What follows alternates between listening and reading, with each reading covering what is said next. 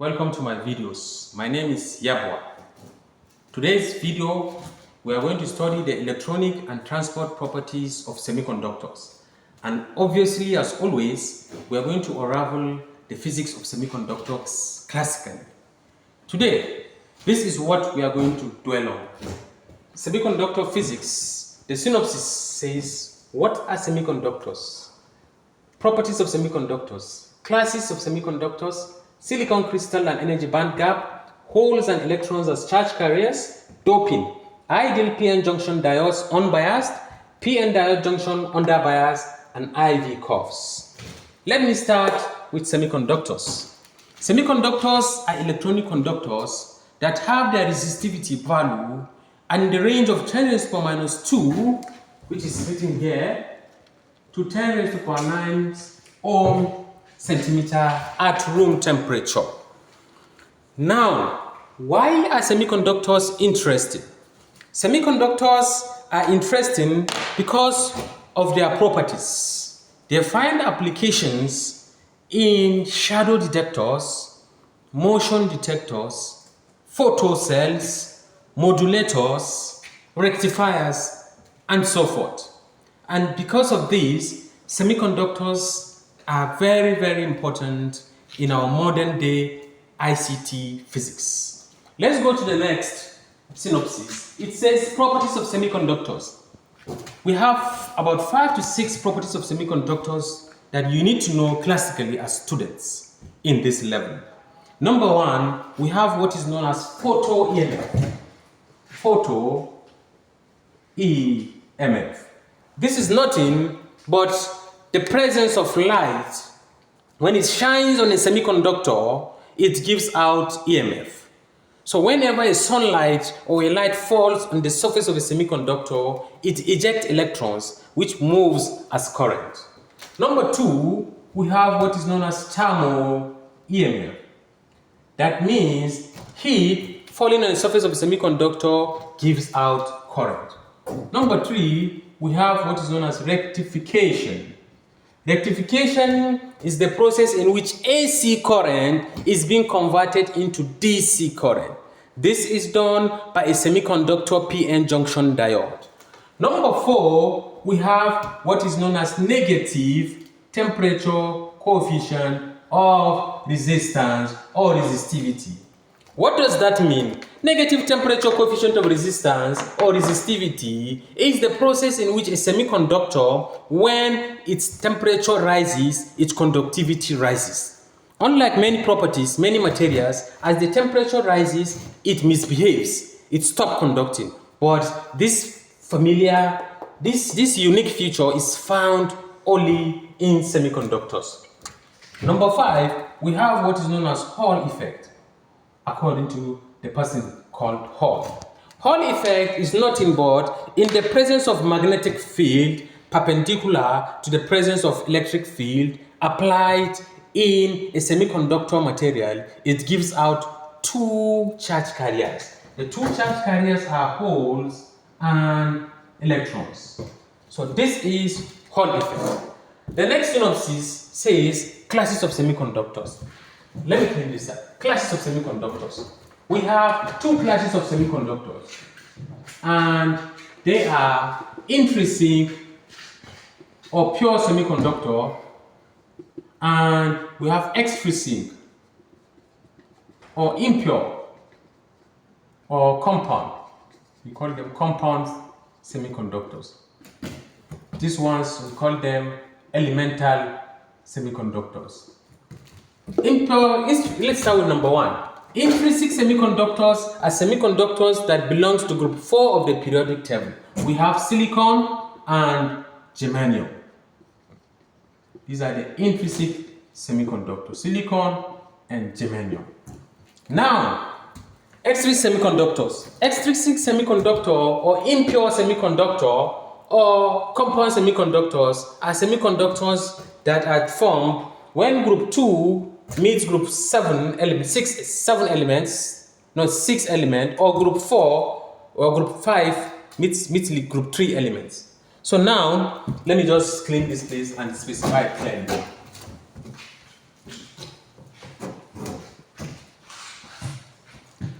in compound semiconductors,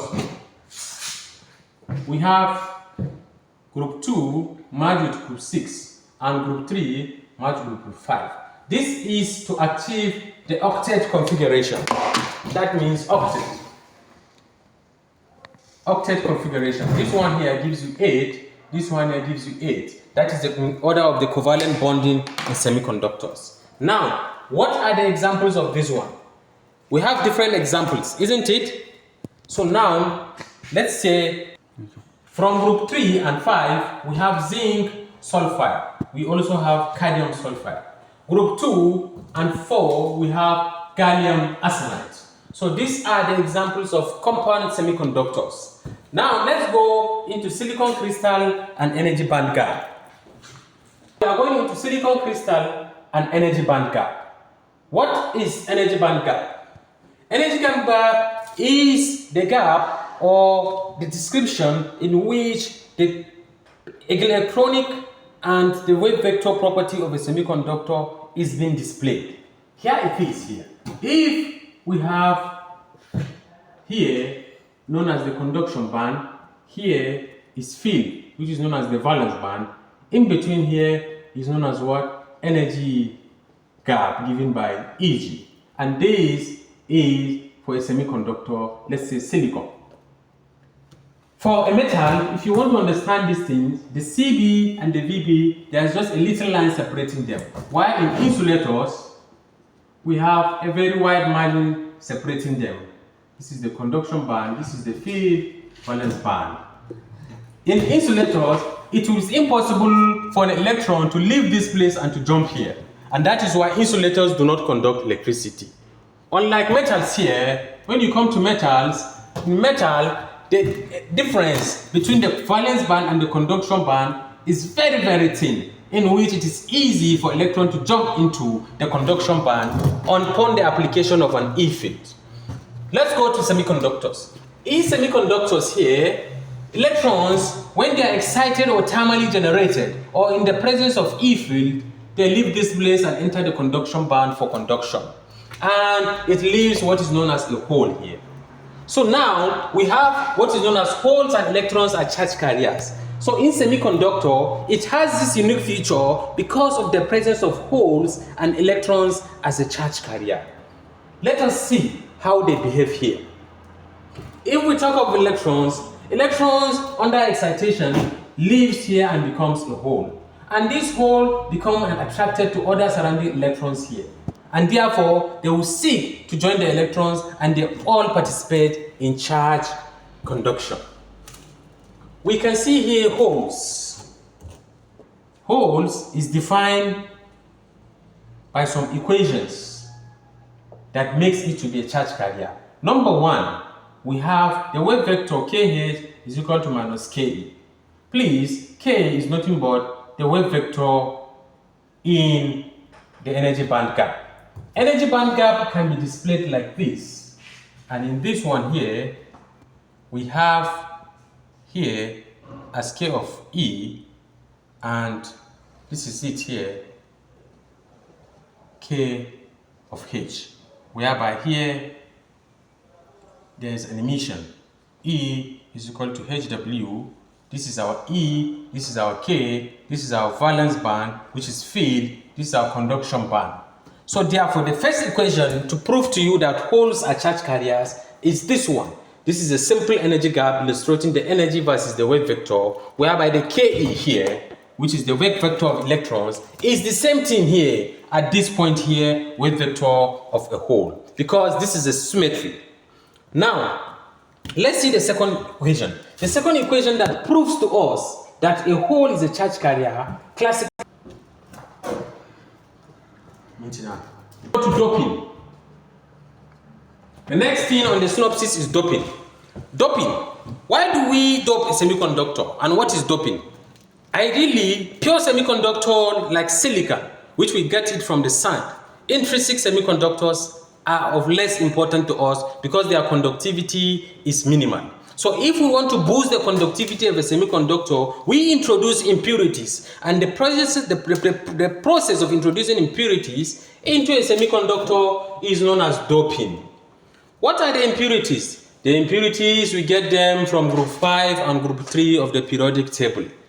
Number 1, if you have silicon and you are bringing element that is from group 5, such as phosphorus, and you are doping it into silicon, silicon has a structure like this, whereby this is the positive nuclear. If it has 4 atomos electrons and you're bringing phosphorus that has 5 atomos electrons, 1, 2, 3, 4, 5, it means 4 will participate in bonding. When 4 participate in bonding, 1 will be left out. So now, in a crystal of a silicon, you are bound to have 1 electrons that is moving, which is here. Because the excess electrons is being doped into silicon. And this process, you have 1 excess electrons, is known as N-type doping. N stands for negative charge carrier. Negative charge carriers, that is N-type doping. And the resulting silicon is known as N-type silicon or semiconductor. Let's go to the other type of doping, which is known as P-type doping. In P-type doping, you bring element from group 3, such as boron or aluminium.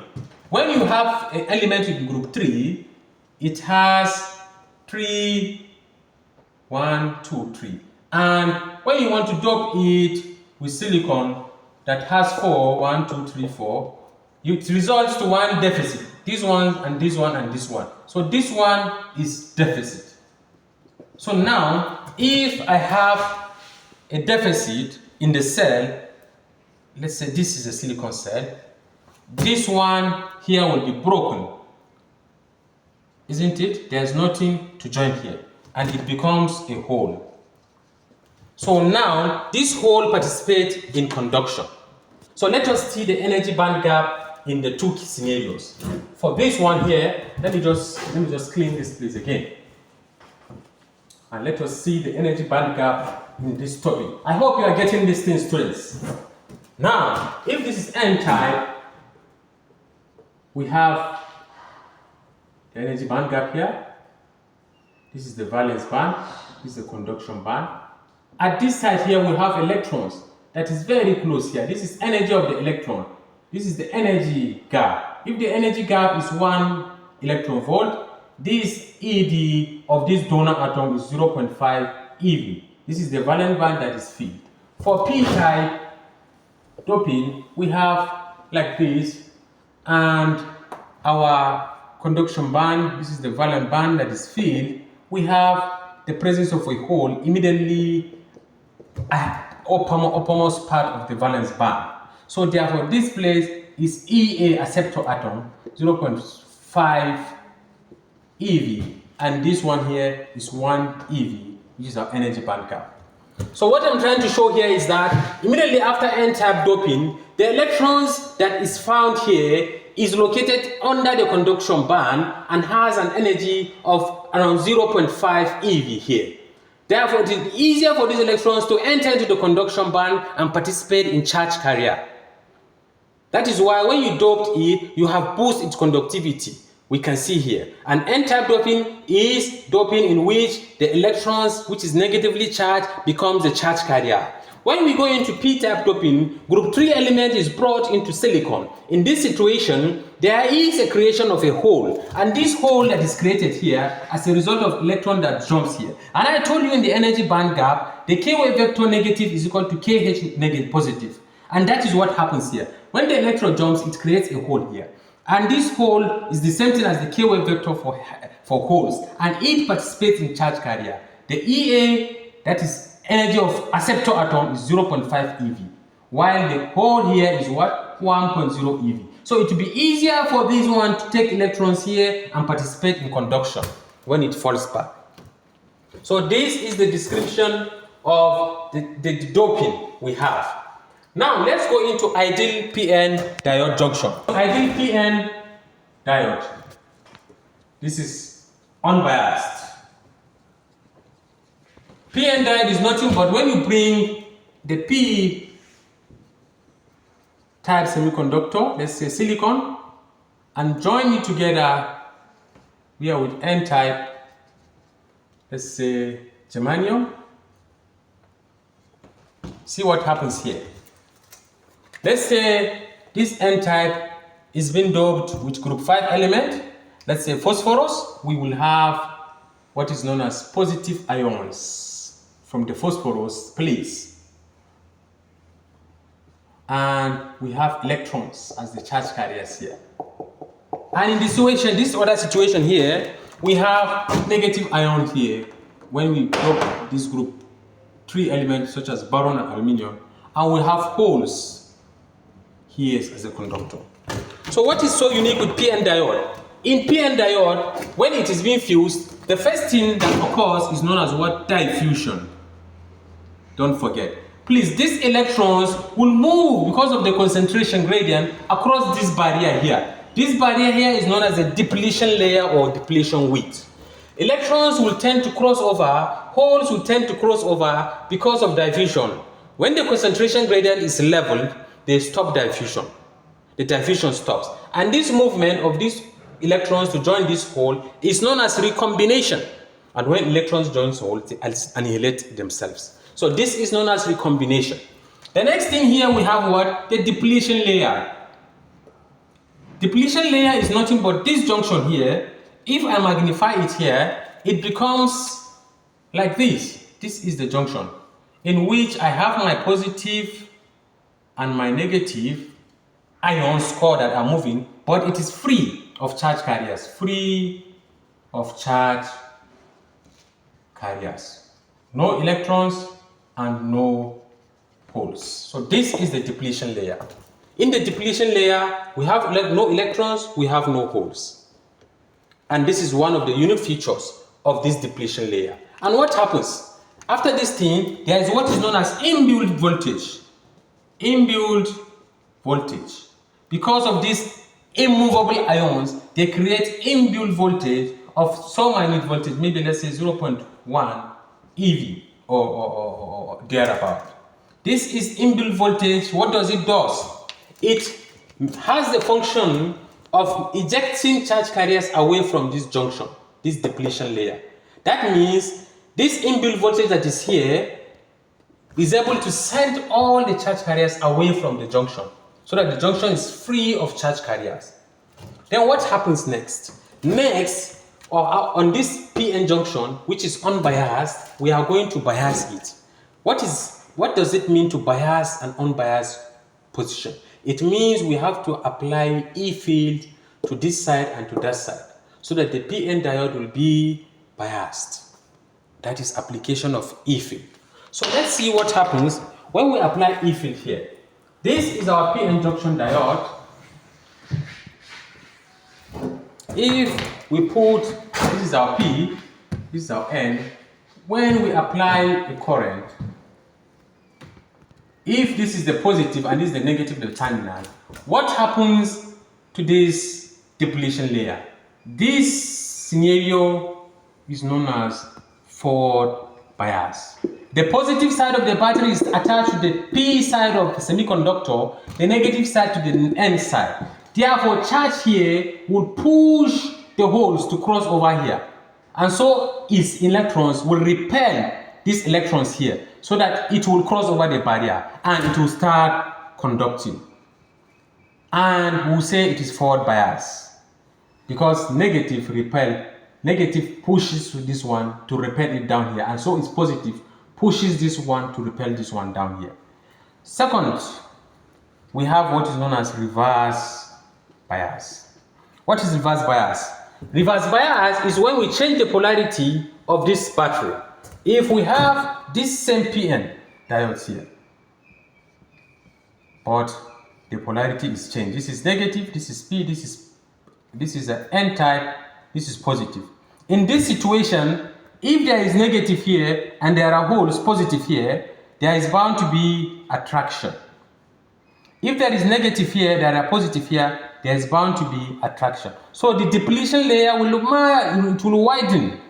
When the depletion layer widens, it widens in such a way that electrons cannot cross over.